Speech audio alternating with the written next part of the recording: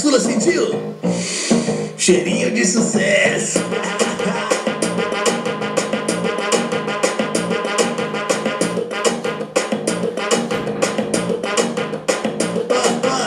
E o WM lançando a... Fala, meu povo, bem-vindos a mais um vídeo do nosso canal, que é o Turma da Fisioterapia. E hoje a gente vai abordar um tema muito legal, que é sistema renal. É isso aí, pessoal, a gente embolou uma aula bem legal para vocês com slides. A gente vai passar os slides aqui e eu vou estar explicando sobre esses slides, beleza? Então, lápis e papel na mão, vem com a gente. Sistema renal. Se você perguntar a qualquer pessoa qual a função dos rins, ela vai responder que é filtragem de sangue.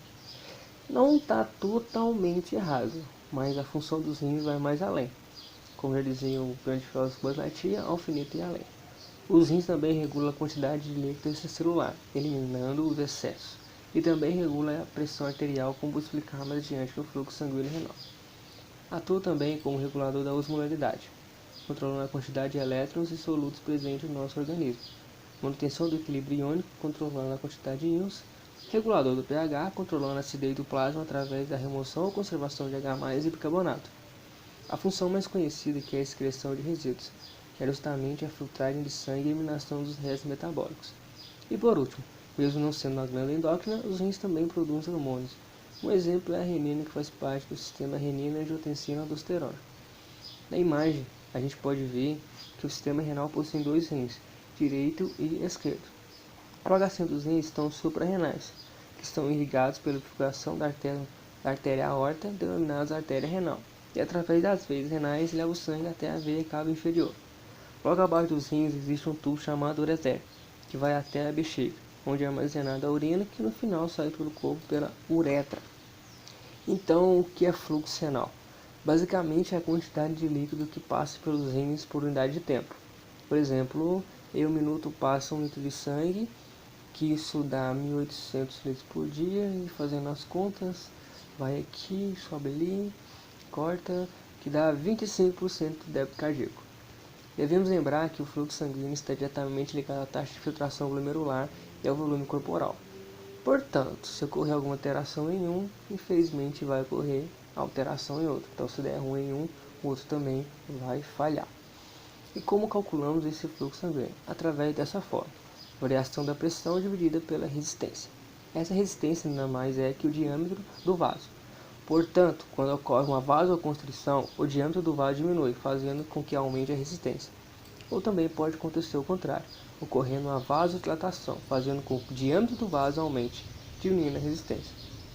São nas arteríolas aferentes e eferentes que ocorre a regulação do fluxo sanguíneo renal. E essa variação se divide em quatro. O primeiro é o sistema nervoso simpático, no qual, através dos receptores delta-1, ativados pela noradrenalina, promovem a vasoconstrição das arteríolas aferentes e eferentes. Entretanto, nas arteríolas aferentes existe uma maior concentração desses receptores, desencadeando a diminuição do fluxo sanguíneo renal e da taxa de filtração glomerular. A angiotensina 2 faz parte do sistema renina-angiotensina-aldosterona, que funciona da seguinte maneira. Nosso fígado produz uma substância chamada angiotensinogênio, que é inativa e que precisa de enzima renina para se transformar em angiotensina 1, que também é inativa e precisa ser convertida pela angiotensina para se transformar em angiotensina 2, que esse sim é ativo e provoca a vasoconstrição das arteríolas. A arteríola eferente é mais sensível à angiotensina do que a arteríola aferente. Isso significa que em baixos níveis de angiotensina 2, a arteríola eferente se contrai, fazendo com que o fluxo sanguíneo renal diminua e a taxa de filtração glomerular aumente, devido à maior concentração de sangue no glomérulo. Já se houver altos níveis de angiotensina 2, ao ponto de contrair tanto a arteríola eferente quanto a aferente, ocorrerá a diminuição do fluxo sanguíneo renal e a diminuição da taxa de filtração glomerular. A prostaglandina é o produto da metabolização do ácido araquidônico. Gente, perdão, mas essas palavras são bem difíceis mesmo. Então vamos lá. Metabolização do ácido araquidônico. mais conhecido como mediador da inflamação. Ao contrário da angiotensina 2 e do sistema simpático, ela provoca a vasodilatação tanto da arteríola eferente quanto da aferente e é ativada pelos mesmos estímulos que ativam a angiotensina. Ela tem um efeito protetor, pois caso o fluxo sanguíneo esteja caindo muito, é reativada na tentativa de impedir que o indivíduo sofra de insuficiência renal. Importante observação aqui, pessoal, é o uso das aspirinas. Elas impedem a metabolização do ácido araquidônico, impedindo a formação das prostaglandinas. A dopamina também é uma vasodilatadora, porém ela não é produzida somente nos rins, mas sim em todos os órgãos vitais. Sua função é realocar o sangue, ou seja, quando o indivíduo está em uma situação de risco, a dopamina realoca o sangue levando aos órgãos vitais, evitando a morte do mesmo. Além desses sistemas, os rins também fazem a autorregulação renal, que infelizmente não é totalmente compreendida. Existem duas teorias, a hipótese miogênica e o feedback tubuloglomerular. Na hipótese miogênica, vamos supor que a pressão arterial aumentou sobre o vaso. Consequentemente, é uma extensão da parede do vaso e ele se expande. Como reação reflexa, esse vaso se contrai, fazendo uma vasocontração. O resultado final é o aumento da resistência compensando o aumento da pressão, fazendo com que o fluxo sanguíneo se mantenha constante. Para explicar o feedback tubuloglomerular, vamos usar esse esqueminha aqui. Suponhamos que a pressão aumente e, consequentemente, o fluxo sanguíneo renal e a taxa de filtração glomerular também. Isso vai fazer com que altos solutos cheguem à mácula densa. Esses solutos podem ser potássio, sódio, bicarbonato, entre outros. A mácula densa, então, excreta substâncias vasoconstritoras. Não sabe qual substância é essa, mas suspeito que seja adenosina. O efeito final, portanto, é o aumento da resistência, fazendo com que o fluxo sanguíneo renal e a taxa de filtração glomerular caia. Vale a pena lembrar que esses sistemas de autoclação falham se aos níveis de pressão caírem a menos 90 e se continuar a cair para menos 50, não tem mais taxa de filtração glomerular. O néfron, vamos começar por ele, é denominado nefrônio, que é a menor unidade renal responsável pela filtração e formação da urina. Em cada rim existe cerca de 1 a 4 milhões de néfrons que funcionam alternamente de maneira a seguir a necessidade do organismo no momento. Essa estrutura é formada por um corpúsculo renal, que compreende o glomérulo e a cápsula de Bowman, e por túbulos renais, que compreende o túbulo contorcido proximal e a alça de Henle, tubo contorcido distal e o túbulo coletor. Para a gente continuar aqui, a gente tem que entender 3 processos, que é a filtração, reabsorção e excreção. O sangue vai chegar pela anteríola aferente, que vai formar a cápsula, o glomérulo. O glomérulo é nada mais que como se fosse um bolo de lã, que é um monte de capilares emaranhados, que é protegida pela cápsula de Bowman. A cápsula de Bowman vai ser como se fosse um sugador, vai sugar as substâncias a serem filtradas, que vão ser filtradas ali, e as que não forem filtradas vão voltar para o organismo. Passou pela cápsula de Bowman, eles vão passar pelo túbulo proximal, que vai acontecer mais ou menos 90% da reabsorção vai acontecer aqui. Depois vai chegar na alça de Henle, que é dividida em 2 partes, a descendente e a ascendente. Na descendente vai ser reabsorvido somente água. Então, lembra, na alça de Henle descendente é a água.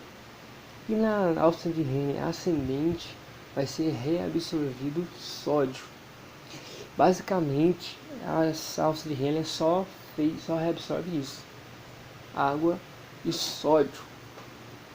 Depois ela volta para o túbulo distal, que vai acabar de reabsorver a água e o sódio que ficou ali. E as substâncias que não forem reabsorvidas vão descer aqui pelo duto coletor. E no duto coletor vai para o ureter, e depois vai para a uretra e aí tchau, obrigado. Então é bem simples de entender como que o néfron funciona. chega na cápsula no glomérulo, passa para a cápsula de Bowman, que vai sugar tudo, passa pelo tubo proximal, que vai reabsorver basicamente 90% das substâncias vão estar sendo absorvidas aqui. A alça de Henle descendente reabsorve água, a alça de Henle ascendente o sódio. O restante disso vai pelo tubo distal, que vai ser praticamente o resto do resto, e depois vai cair no duto coletor, que aí vai para o ureter e depois para a uretra. Reflexo de micção. Quando a bexiga se enche, a pressão intramiscal aumenta proporcionalmente, ocasionando o estiramento de toda a parede discal. Receptores de estiramentos são então ativados e mandam um impulso nervoso através da parte aferente dos nervos pélvicos, parasimpático, até a medula sacral. Por arco reflexo, o sinal retorna à bexiga pela parte eferente dos próprios nervos pélvicos, gerando contração de micção. Quando a bexiga está parcialmente cheia, as contrações ocorrem, porém o músculo extensor posteriormente sofre relaxamento, diminuindo a pressão e cessando as contrações. Este mecanismo serve como aviso de que em breve será necessário o ato de micção e impede o armazenamento exagerado da urina na bexiga. Conforme a bexiga se enche, as contrações ficam mais frequentes e intensas. O reflexo de micção tem padrão autogenerativo, pois uma vez que ocorre as contrações de micção, a pressão intramiscal aumenta ainda mais, o que leva ao disparo de um novo reflexo, principalmente proveniente do colo da bexiga urinária, que é rica em mecanorreceptores. Este ciclo se repete até que a bexiga tenha se alcançado alto grau de contração, e então começa a entrar em fadiga. O ciclo se rompe e o músculo extensor relaxa. Mesmo que o reflexo de micção não ocorra total esvaziamento da bexiga, ele pode se manter ausente por até 1 hora para que depois ocorram novos reflexos. Quando as contrações de micção estão suficientemente fortes para esvaziar a bexiga, o reflexo de micção produz um reflexo secundário através da porção eferente do nervo pudendo para relaxar o esfíncter externo da uretra. Se este reflexo secundário for mais forte que a inibição voluntária do esfíncter externo, ocorre a micção. Caso não seja, o indivíduo consegue manter o esfíncter contraindo e assim controlar a micção. Reabsorção, secreção e excreção do filtrado glomerular. A filtração renal é a primeira etapa que ocorre quando o sangue passa pelo rim, mais especificamente no glomérulo. A diferença de pressão faz com que as substâncias saiam dos vasos do glomérulo e passem para a cápsula de Bowman, formando o filtrado glomerular. Esse processo não é seletivo, passando todas as moléculas e substâncias pequenas, ficando retidas as macromoléculas. O papel da reabsorção é de recuperar as moléculas que foram filtradas, mas são essenciais ao organismo e devem retornar à circulação. Esse processo acontece principalmente no tubo proximal do néfron. São exemplos dessas moléculas aminoácidos, glicose, ureia, sódio e água. Do mesmo modo que existem moléculas que devem retornar à circulação, existem as que precisam ser eliminadas, mas não são filtradas. O papel da secreção é remover essas moléculas. A remoção de íons de hidrogênio, potássio e amônia estão entre os processos de secreção mais importantes. Medicamentos e macromoléculas também são secretados. Depois desses 3 processos citados anteriormente, a urina está formada e pronta para ser eliminada, sendo primeiramente armazenada na bexiga. A excreção ocorre quando a urina é eliminada do corpo através da micção. A urina é um líquido excretado pelos rins através das vias urinárias, pelo qual são eliminadas substâncias necessárias ao organismo. Desempenha um papel importante na regulação do balanço de líquidos e no equilíbrio entre os ácidos e bases. As pessoas sadias possuem coloração clara, meio amarelada. A quantidade da urina produzida diariamente é de 1 a 1,5 litros. Contudo, essa referência pode aumentar ou diminuir dependendo da quantidade de líquido ingerido. A urina é composta aproximadamente por 95% de água, 2% de ureia, e nos 3% restantes podemos encontrar fosfato, sulfato, amônio, magnésio, cálcio, ácido úrico, creatina, sódio, potássio e outros elementos. Depuração renal ou clarência. Clarência é a capacidade renal para depurar solutos a partir do plasma. A depuração plasmática geral está relacionada à limpeza do plasma, levando à produção da urina. A coleta da urina de 24 horas é o teste primário de clarência renal para avaliação da função excretora do rim.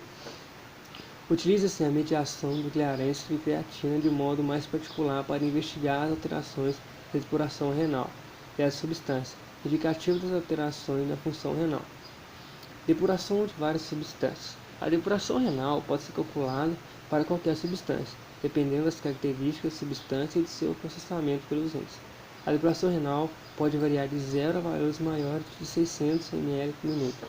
Depuração renal de albumina é quase zero. Depuração renal da glicose é zero. A ureia, fosfato e outras substâncias têm depuração maior do que zero. Ilunina, marcador glomerular, é livremente filtrada pelos capilares glomerulares. Por isso, sua depuração determina a taxa de filtração glomerular. Os rins podem regular a pressão arterial pelo aumento ou pela diminuição do volume sanguíneo. Essa regulação é por meio de um mecanismo hormonal chamado sistema renina-angiotensina-aldosterona. Quando a pressão cai e esses valores inferiores à normalidade, o fluxo sanguíneo pelos rins diminui, fazendo com que o rim secrete uma importante substância chamada renina para o sangue. A renina atua como enzima convertendo uma das proteínas plasmáticas, o substrato da renina, no hormônio angiotensina 1. Esse hormônio tem efeito pouco intenso sobre a circulação e é rapidamente convertido em um segundo hormônio, angiotensina 2, por meio da enzima conversora. Essa enzima conversora é encontrada apenas nos vasos de menor calibre que os pulmões. A angiotensina 2 permanece no sangue por pouco tempo, apenas de 1 a 3 minutos, por ser inativa por outros enzimas encontrados no sangue e no tecido, e chamado coletivamente de angiotensina. Não obstante seu reduzido tempo de ação e que está circulando no sangue, a angiotensina 2 produz vasoconstrições na arteríola, fazendo a pressão aumentar até seu valor normal. Além do mecanismo hormonal dos rins, outro importante sistema hormonal também participa da regulação da pressão arterial. É a secreção de aldosterona pelo córtex do suprarrenal.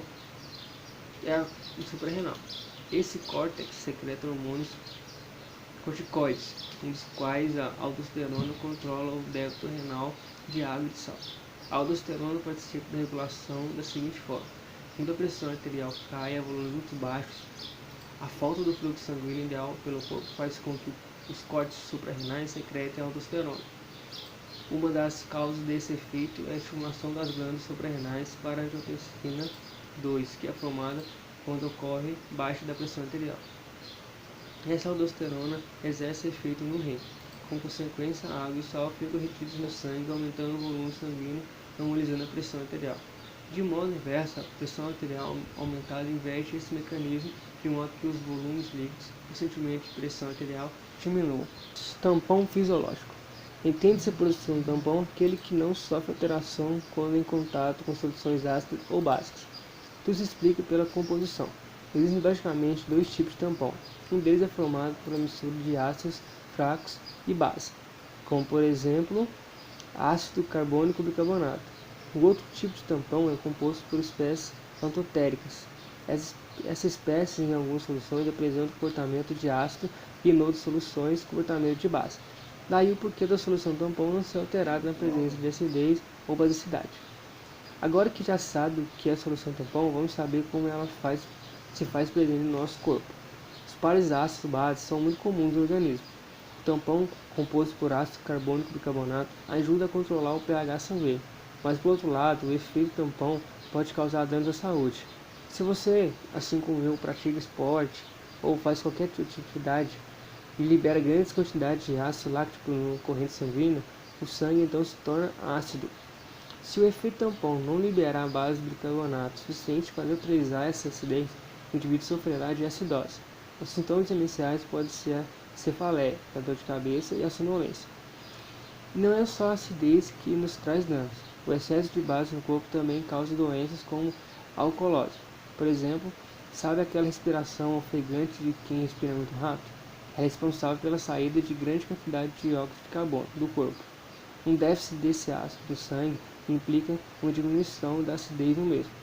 Quando o sangue se torna se torna básico, surge a alcalose. Os sintomas da doença são confusão mental, enjoos, náuseas, tremores, espasmos musculares e inchaço no rosto. E é isso, pessoal. Fica agora com a pequena propaganda dos nossos patrocinadores.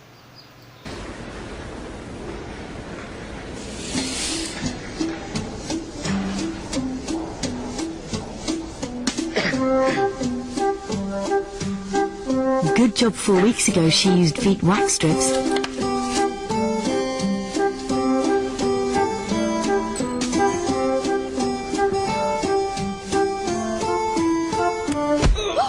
If only every feeling lasted as long. Veet Smoothness, a feeling that lasts. É isso aí, gente. Não deixe de comprar para ajudar os nossos patrocinadores, hein? Agora vamos voltar para o que é interessante para a gente. Agora a gente vai falar sobre o mecanismo de sede. O mecanismo de sede tem a função de estimular e promover a ingestão de líquido para regular a osmolaridade plasmática, que é a concentração de sódio em solutos no sangue, o volume sanguíneo e a pressão sanguínea. O mecanismo da sede é essencial para a sobrevivência, pois perdemos água através da excreção pelos rins para aliviar o corpo de solutos, pelo metabolismo, pelos pulmões, pelo suor e pelo trato gastrointestinal. Ela não atua de forma independente, como veremos a seguir. Atua em sincronia com os rins, com angiotensina 2, com aldosterona e com o hormônio ADH. Atua também no volume de urina produzido após filtragem dos rins. A mesma área, ao longo da parede anteroventral do terceiro ventrículo no hipotálamo, que promove a liberação de ADH. Também estimula a sede. Todas essas áreas recebendo o nome do centro da sede. Os neurônios do centro da sede respondem a injeções de soluções salinas hipertônicas para estimular a ingestão de água. Células osmorreceptoras ativam o mecanismo de sede da mesma forma como osmorreceptores estimulam o ADH. Os estímulos principais para ativar o mecanismo de sede são a alta da osmolaridade plasmática, a baixa volêmia e a baixa pressão sanguínea. As alterações são detectadas pelos osmorreceptores e barroreceptores, que enviam informações ao centro do controle, que ativa o centro da sede e que estimula o desejo de ingerir líquidos. A isso se dá o nome de limiar para a ingestão de água. Outro estímulo é feito pela angiotensina 2, formado através do sistema renina-angiotensina-aldosterona, promove a vasoconstrição arteriolar, a sede e a liberação da aldosterona pelas suprarrenais e ADH pela hipófise. A aldosterona e o ADH, hormônio antidiurético, aumenta a procura de absorção renal de sódio e água, evitando a perda de ambos pelos rins, diminuindo a diurese e promovem a sede. O mecanismo osmorreceptores, ADH e a sede atuam em conjunto de modo regular com precisão a osmolaridade do líquido extracelular e a concentração de sódio. Na busca de normalizar a alta osmolaridade, o ADH diminui a diurese, tornando a urina mais concentrada e com volume reduzido. E a sede leva à ingestão de água, tornando a urina menos concentrada e com volume aumentado. Se os mecanismos falharem, esse controle será precário e ocorrerão grandes alterações decisivas no plasma. Outros fatores de estímulo para a sede são ressecamento da boca e mucosa no esôfago, causam sensações de sede que se aliviam logo após a ingestão de líquidos. Estímulos gastrointestinais e farígenos influenciam a sede, contudo, o alívio da sede por esse mecanismo é de curta duração. Apetite pelo sal e a sede estão relacionados e associados à insuficiência circulatória, à deficiência de sódio, à redução do volume sanguíneo ou à baixa pressão sanguínea, que influenciam o apetite pelo sal e a sede simultaneamente. Ambos têm função sobre a ingestão e secreção e sobre o equilíbrio decisivo. A doença de Addison causa a perda extraordinária de sódio pelos rins, o que leva à redução na concentração plasmática desse íon. E o sal, quando ingerido em alta quantidade, contribui para distúrbios cardiovasculares, como a hipertensão. Somente quando a volêmia, a pressão sanguínea e a osmolaridade plasmática voltar aos níveis normais, ou seja, em homeostase, os barroreceptores e os quimiorreceptores vão detectar e enviar essa informação ao centro de controle, e a liberação de angiotensina 2, aldosterona, DH será inibida e assim a sede será diminuída.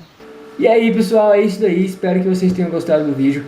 Antes, não se esqueçam de se inscrever no canal, deixe o seu like para ajudar os coleguinhas. É isso aí pessoal, grande abraço no coração e até mais no próximo vídeo.